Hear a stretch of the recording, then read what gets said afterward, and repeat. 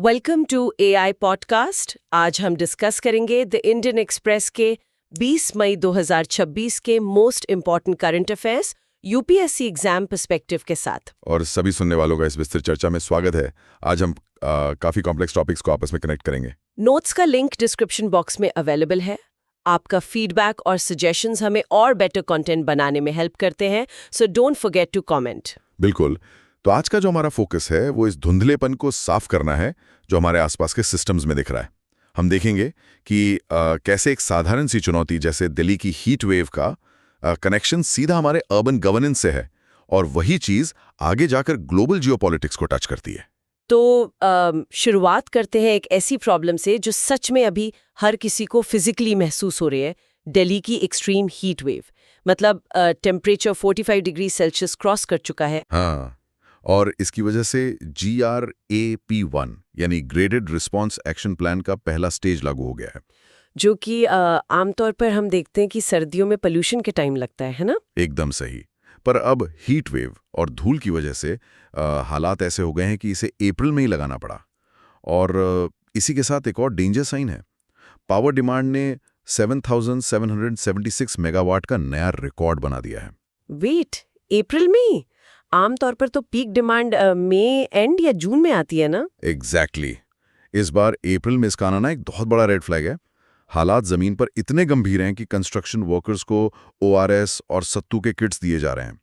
ये short term relief जरूर है, पर इसका मैक्रो इकोनॉमिक इम्पैक्ट बहुत बड़ा है। मतलब हम लोग बस एसी का टेम्परेचर कम करते हैं, पर ग्रिड पर जो अचानक से एक मैसिव स्ट्रेस पड़ता है उसके बारे में नहीं सोचते। पर एक बात बताइए, जब शहर इस गर्मी और पावर डिमांड को झेल नहीं पाता तो क्या प्रॉब्लम हमारे पावर प्लांट्स में है या हमारे शहर के मैनेजमेंट में? देखिए, असली दिक्कत पावर प्लांट्स की कैपेसिटी की उतनी नहीं है जितनी हमारे शहर की अर्बन लोकल बॉडीज यानी ULBs के स्ट्रक्चरल डिजाइन में है। एक बहुत इंसाइटफुल एनालिसिस आया है इस 6th ऑफ ह्यूमैनिटी नाम से। इसमें क्लियरली बताया गया है कि इंडिया का जो 3rd टियर ऑफ गवर्नमेंट है वो लगभग पंगु स्थिति में है। पंगु स्थिति मतलब क्या उनके पास पावर नहीं है या लोग नहीं है काम करने के लिए? दोनों की कमी है, पर मैन पावर का डेटा सच में चौंकाने वाला है। अगर हम दुनिया के दो अलग सिस्टम्स को देखें, जैसे चाइना जो कम्युनिस्ट है और US जो कैपिटलिस्ट है, दोनों बिल्कुल ऑपोजिट हैं। हाँ, बिल्कुल। लेकिन एक चीज कॉमन है दोनों में। वहां लगभग 2/3 यानी 66% सरकारी कर्मचारी लोकल गवर्नमेंट में काम करते हैं, यानी ग्राउंड लेवल पर, जबकि इंडिया में यह आंकड़ा सिर्फ 10% है। सिर्फ 10%? Oh wow! इसका मतलब तो ये हुआ कि जो लोग असल में सड़क, पानी, कचरा और बिजली मैनेज करते हैं वो सिस्टम में प्रॉपर्ली है ही नहीं। पर ऐसा क्यों है? क्योंकि उनको रखने के लिए और इंफ्रा अपग्रेड करने के लिए फाइनेंसेस चाहिए होते हैं, और हमारी ULBs के पास इंडिपेंडेंट टैक्स रेवेन्यूज लगभग ना के बराबर हैं। उनका खुद का टैक्स कलेक्शन GDP का सिर्फ 0.3% है। तो बाकी का पैसा कहाँ से आता है फिर? उन्हें हर छोटे काम के लिए स्टेट या सेंट्रल गवर्नमेंट के बजट अप्रूवल्स का वेट करना पड़ता है। चाइना ने क्या किया कि उन्होंने अपने लोकल डेवलपमेंट और मेगा सिटीज को लैंड सेल्स यानी जमीन की बिक्री से फंड किया। अच्छा, तो इंडिया ने जमीन का वैसा इस्तेमाल क्यों नहीं किया? जमीन तो हमारे पास भी थी। यहाँ एक हिस्टोरिकल पॉलिसी आ भी है पिक्चर में। 1976 में अर्बन लैंड सीलिंग एक्ट आया था। उसका मकसद इक्वालिटी लाना था ताकि जमीन कुछ ही अमीर लोगों के पास ना रहे। पर इसका अनइंटेंडेड रिजल्ट ये हुआ कि सरकार खुद उस जमीन को इफेक्टिवली मोनेटाइज नहीं कर पाई, जिससे आर्टिफिशियल शॉर्टेज हो गए और रियल एस्टेट माफिया या ब्लैक मनी बढ़ गया, है ना? सही पकड़ा।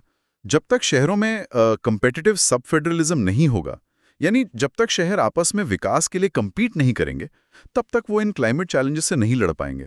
क्लाइमेट चैलेंजेस से याद आया, हमारी ग्लोबल एक्सट्रीम वेदर कंडीशंस और स्पोर्ट्स का भी तो नया कनेक्शन बन रहा है।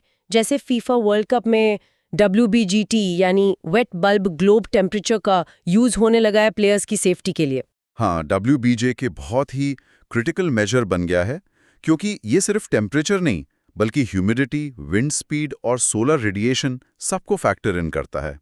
जब WBG की लेवल क्रॉस करता है तो फिजिकल एक्टिविटी सच में जानलेवा हो सकती है। तो जमीन पर तो हालात काफी इंटेंस हैं, पर ये काफी अजीब बात है कि हमसे यहाँ शहर ठीक से मैनेज नहीं हो पा रहे, पर हम चांद पर घर बसाने की पूरी तैयारी कर रहे हैं। चंद्रयान 3 के चास्टे इंस्ट्रूमेंट की नई डिस्कवरीज काफी इंटरेस्टिंग है। चास्टे यानी चंद्रा सरफेस थर्मोफिजिकल एक्सपेरिमेंट एक टेम्परेचर प्रोब है। इसने लूनर टॉप सॉइल के अंदर जाकर डेटा दिया है कि चांद की सतह पर मिट्टी का जो टॉप लेयर है वो 5 से 7 सेंटीमीटर मोटा और हाईली इंसुलेटिंग है। इंसुलेटिंग मतलब? वो हीट को ब्लॉक करता है एकदम। जमीन के थोड़ा ही नीचे यानी सिर्फ 10 सेंटीमीटर की गहराई पर टेम्परेचर 60 डिग्री सेल्सियस तक गिर जाता है। ऊपर झुलसाने वाली गर्मी और नीचे एक्सट्रीम ठंड। वेट, तो इसका मतलब है कि हम वहाँ की मिट्टी को ही बिल्डिंग मटेरियल या थर्मल ब्लैंकेट की तरह यूज कर सकते हैं आने वाले लूनार हैबिटेट्स के लिए। एग्जैक्टली धरती से महंगे मटेरियल्स ले जाने की जरूरत नहीं पड़ेगी। पर चांद पर बेस बनाना हो या धरती पर इलेक्ट्रिक व्हीकल्स यानी ईवीज लाने हो, दोनों के लिए हमें हाईटेक बैटरीज चाहिए, जिसके लिए लिथियम जरूरी है। इसीलिए हमारा फोकस अब साउथ अमेरिका पर शिफ्ट हो रहा है ना। हाँ, और ये प्योरली स्ट्रेटेजिक मूव है। हाल ही में चिली के foreign minister Francisco Perez Mackenna India आए हैं। चिली के पास दुनिया का 30% लिथियम और कॉपर रिजर्व्स है। ओह, 30% एक ही देश में? तो क्या इंडिया वहां सिर्फ शॉर्ट टर्म कॉन्ट्रैक्ट्स ढूंढ रहा है या कुछ बड़ा प्लान है? बड़ा प्लान है। इंडिया और चिली सीपा यानी कॉम्प्रिहेंसिव इकोनॉमिक पार्टनरशिप एग्रीमेंट पर बात कर रहे हैं। चिली चाहता है कि इन क्रिटिकल मिनरल्स का मार्केट बिल्कुल ट्रांसपेरेंट हो, जहां किसी एक देश की मोनोपोली ना हो। ये इंडिया के लिए long term supply chain secure करने का बड़ा मौका है। पर देखिए, रॉ मटेरियल्स तो मिल जाएंगे, लेकिन उनको ग्रीन टेक्नोलॉजी में बदलने के लिए और स्केल करने के लिए मैसिव फंड्स और टेक कहां से आएगा? इसका जवाब ऑस्लो में हुए इंडिया नॉर्डिक समिट में छिपा है। नॉर्डिक देश जैसे नॉर्वे, स्वीडन, फिनलैंड, डेनमार्क और आइसलैंड मिलकर इंडिया के साथ एक ग्रीन टेक्नोलॉजी पार्टनरशिप बना रहे हैं। हर देश की अपनी एक स्पेशलिटी होगी इसमें। बिल्कुल, जैसे आइसलैंड की जियोथर्मल एनर्जी, नॉर्वे की ब्लू इकोनॉमी और फिनलैंड की टेलीकॉम और 6G टेक्नोलॉजी को इंडिया के मैसिव टैलेंट पूल के साथ जोड़ा जा रहा है। पर इसमें सबसे बड़ा आकर्षण है नॉर्वे का government pension fund global. GPFFG, right? ये दुनिया का सबसे बड़ा सॉवरेन वेल्थ फंड है शायद। हाँ, लगभग $2.1 ट्रिलियन का फंड है ये। और सबसे खास बात यह है कि ये पेशेंट कैपिटल देता है।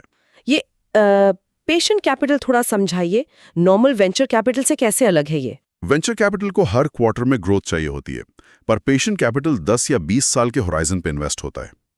इंडिया के नेशनल इंफ्रास्ट्रक्चर पाइपलाइन को जहां लंबे ग्रीन एनर्जी प्रोजेक्ट्स बनने हैं, उन्हें ऐसे ही कैपिटल की सख्त जरूरत होती है जो क्राइसिस आने पर तुरंत मार्केट से ना भागे। समझ गए। और सिर्फ यूरोप के नॉर्दर्न देशों के साथ ही नहीं, साउथ में इटली के साथ भी हमारी दोस्ती काफी डीप हो रही है। पीएम मोदी और जॉर्जिया मेलोनी की रोम में मुलाकात इसका प्रूफ है। सही कहा। इंडिया और इटली अपनी पार्टनरशिप को स्पेशल स्ट्रेटेजिक पार्टनरशिप में एलिवेट कर रहे हैं। 2029 तक 20 बिलियन यूरोज के ट्रेड का क्लियर टारगेट है। और इनकी डिस्कशंस में एआई को लेकर भी एक कॉन्सेप्ट न्यूज में था, एल्गो एथिक्स। ये टर्म काफी इंटरेस्टिंग है। एल्गो एथिक्स यानी एल्गोरिदम्स और एथिक्स का कॉम्बिनेशन। इटली इस बात पर जोर देता है कि एआई का डेवलपमेंट और डिप्लॉयमेंट ह्यूमन सेंट्रिक होना चाहिए, ताकि एआई इंसानी वैल्यूज को ओवरराइड ना कर दे। ये एक बहुत जरूरी फ्रेमवर्क है। और इसके साथ एक और जियोपॉलिटिकल एलिमेंट था IMX, है ना? India middle east Europe economic corridor. हाँ, IMX को इंडो मेडिटेरेनियन रीजन को जोड़ने वाला डिजिटल और फिजिकल ब्रिज माना जा रहा है। लेकिन IMX सुनने में तो बहुत अच्छा लगता है, पर अगर वेस्ट एशिया में लगातार युद्ध चल रहा हो तो ये सप्लाई चेन्स फिजिकली ऑपरेट कैसे करेंगी? इस कॉन्फ्लिक्ट का हमारी इकोनॉमी पर क्या सीधा असर पड़ रहा है अभी, ये पूरी सिचुएशन का सबसे बड़ा वीक लिंक है।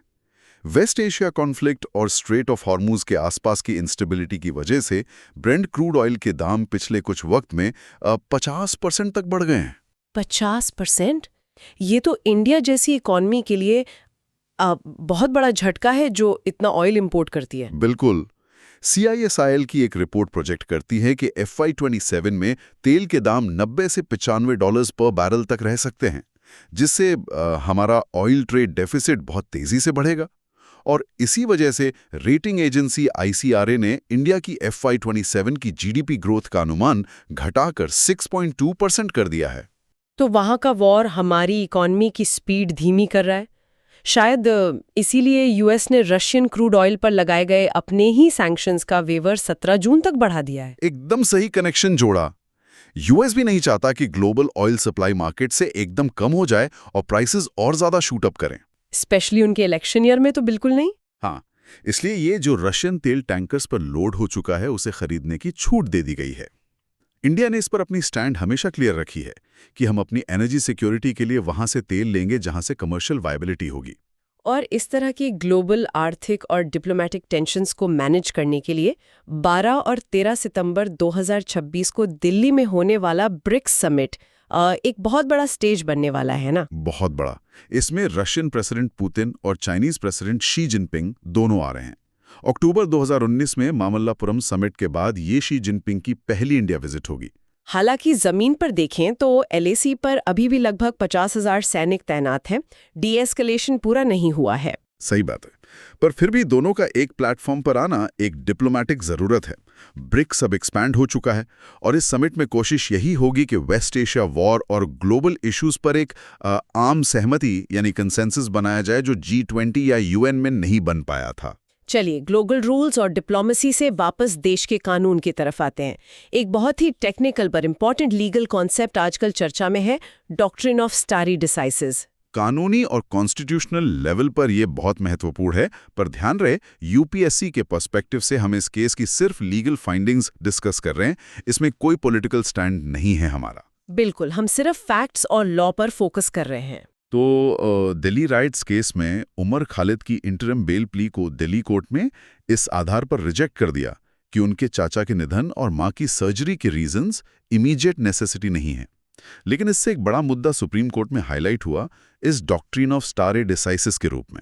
अगर मैं इसको एक सिंपल एनालॉजी से समझाना चाहूँ, जैसे सड़क पर एक नॉर्मल ट्रैफिक पुलिस वाला ट्रांसपोर्ट मिनिस्ट्री के बनाए नियम अपनी मर्जी से बदल या इग्नोर नहीं कर सकता है ना, वैसे ही कोर्ट में भी एक क्लियर हायरार्की होती है। ये बिल्कुल परफेक्ट एनालॉजी है। स्टेरे डिसाइसिस का मतलब ही यही है कि एस्टैब्लिश्ड प्रेसिडेंट्स यानी पिछले तयशुदा फैसलों का पालन करना। एससी की 2 जज बेंच, जिसमें जस्टिसेस नागरत्ना और भुइयां थे, उन्होंने पॉइंट आउट किया कि कुछ छोटी बेंचेस 2021 के नजीब केस को इग्नोर कर रही हैं। और ये के नजीब केस का मेन पॉइंट क्या था? वो एक 3 जज बेंच का फैसला था जो कहता है कि यूएपीए जैसे सख्त कानून में भी, जहां बेल मिलना मुश्किल होता है, अगर ट्रायल बहुत लंबा खिंच रहा हो तो एक्यूज्ड को बेल मिलनी चाहिए अंडर आर्टिकल 21। पर बाद की छोटी बेंचेस इस लॉजिक को बाईपास कर रही थी। इसी पर जस्टिस नागरत्ना ने जुडिशियल डिसिप्लिन मेंटेन करने की बात कही कि छोटे कोर्ट्स बड़े कोर्ट्स के एस्टैब्लिश्ड रूल्स को इग्नोर नहीं कर सकते। अब दिल्ली पुलिस ने अपील की है कि इसे किसी लार्जर बेंच के पास भेजा जाए रिव्यू के लिए। एकदम। कानून और डिसिप्लिन सिर्फ इंसानों के लिए नहीं बल्कि हमारे एनवायरनमेंट और वाइल्ड लाइफ कंजर्वेशन में भी उतना ही बड़ा रोल प्ले करते हैं। एससी के पुराने ऑर्डर्स का ही रेफरेंस ले लीजिए। हाँ, जैसे एशियाटिक लायंस का इश्यू न्यूज में आया था, एनवायरनमेंट मिनिस्टर भूपेंद्र यादव ने कंफर्म किया कि शेरों की एक नई फ्री रेंजिंग आबादी बनाने पर विचार हो रहा है। एससी ने सालों पहले ऑर्डर दिया था कि कुछ शेरों को गुजरात से निकालकर मध्य प्रदेश के कोनों में शिफ्ट किया जाए, ताकि अगर कोई बीमारी फैले तो पूरी प्रजाति एक साथ खत्म ना हो जाए, एक बैकअप आबादी रहे। लेकिन अभी तक ये शिफ्ट स्टेट्स के बीच कंसल्टेशन फेज में ही अटकी हुई है ना। हाँ, लेकिन चीता प्रोजेक्ट से एक पॉजिटिव न्यूज है। जो इम्पोर्टेड चीताज हैं उनको लंबे वक्त तक एनक्लोजेस में बंद रखने के बजाय धीरे धीरे नेचुरल एनवायरनमेंट में अडेप्ट करने के लिए खुले में छोड़ने की तैयारी हो रही है। और टाइगर्स के पोचिंग को रोकने के लिए भी ह्यूमन और टेक दोनों फोर्स यूज हो रहे हैं, जैसे स्पेशल टाइगर प्रोटेक्शन फोर्स यानी STPF और M-Strips जैसी GPS बेस्ड टेक्नोलॉजी, ताकि लगातार सर्वेलेंस हो सके। सही कहा। तो ओवरऑल अगर आज हम पूरी चर्चा पर नजर डालें तो हमने देखा कि कैसे दिल्ली की पावर क्राइसिस का सॉल्यूशन एक पावर प्लांट नहीं बल्कि ULBs का फाइनेंशियल स्ट्रक्चर है। कैसे चांद की इंसुलेटिंग मिट्टी आने वाले स्पेस मिशंस को आकार दे रही है, जिसके लिए चिली का लिथियम और नॉर्डिक देशों का पेशेंट कैपिटल जरूरी है। और कैसे वेस्ट एशिया का कॉन्फ्लिक्ट ब्रेंट क्रूड के दाम बढ़ाता है, जो हमारी GDP ग्रोथ और इन्फ्लेशन को सीधा हिट करता है, जिसे बैलेंस करने के लिए ब्रिक्स और बाकी डिप्लोमेटिक चैनल्स एक्टिवेट हो रहे हैं। और एंड में लीगल सिस्टम हो या वाइल्ड लाइफ कंजर्वेशन, दोनों जगह एक डिसिप्लिन और सेट प्रेसिडेंट को फॉलो करने की जरूरत होती है, जैसे स्टारे डिसीजेस का प्रिंसिपल हमें सिखाता है। इन सभी सोर्सेस को गहराई से समझने के बाद सुनने वालों के लिए एक बहुत बड़ा सवाल पीछे छूट जाता है आज हमने देखा कि चीन ने अपने शहरों का विकास जमीन के मोनेटाइजेशन से किया, जहां 66% ब्यूरोक्रेट्स लोकल ग्राउंड लेवल पर काम करते हैं, जबकि इंडिया में ये नंबर सिर्फ 10% है। एक बहुत बड़ा गैप है ये। बिल्कुल। तो जैसे जैसे इंडिया ग्लोबल सुपर पावर बनने की ओर चांद पर हैबिटेट्स बनाने की तैयारी कर रहा है, अगर हम सोचें तो क्या हमारी सबसे बड़ी और इमीडिएट चुनौती स्पेस टेक या एआई को मास्टर करना है, या फिर हमारे अपने मेगा सिटीज की लोकल गवर्नेंस को जिंदा करना है? क्या आने वाले वक्त में इन शहरों को सच में एम्पावर्ड लोकल लीडर्स चलाएंगे, या वो बस फाइल्स और स्टेट गवर्नमेंट्स के बजट के आगे घुटने टेकते रहेंगे? ये वाकई एक ऐसी सोचने वाली बात है जिसका जवाब हमारे आने वाले कल का फाउंडेशन तय करेगा। इस सवाल पर जरूर विचार कीजिएगा। इस चर्चा को यहीं समाप्त करते हैं। अगली बार फिर मिलेंगे एक नए विस्तृत विश्लेषण के साथ। तब तक पढ़ते रहिए और आगे बढ़ते रहिए।